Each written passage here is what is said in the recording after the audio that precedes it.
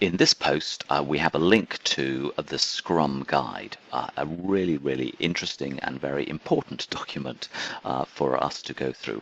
And just before you get started on that, just wanted to give you some guidelines around the document itself.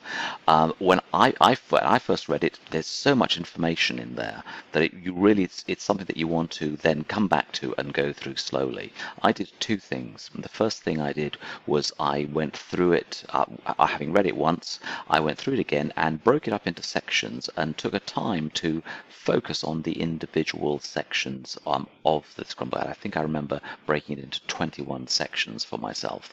Another thing I did was I printed it out into A5 booklet format and wrote loads of notes on it. I've still got that copy that I wrote the notes on it, and it's just really interesting to see what my brain was doing, what I was thinking at the time as I was reading through that, and it really helped me to really learn it. So just very quickly, what you will see in there are a number of things.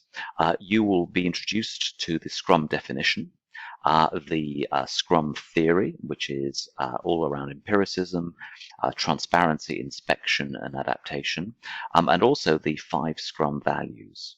The framework itself then is made up of 5 events, 3 accountabilities, and 3 artifacts. And the whole thing is condensed into just 14 pages.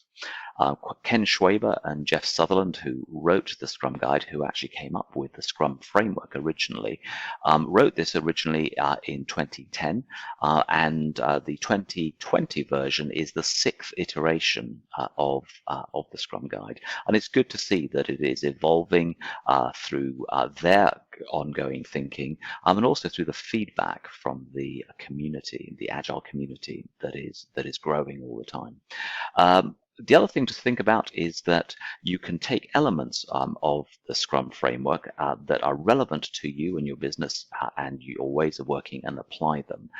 And you might find that there are some things that will then help enhance other aspects of what you're doing in whatever framework you are currently using. So I hope you enjoy it as much as I have, and maybe one day we will be able to get together and have a talk about it.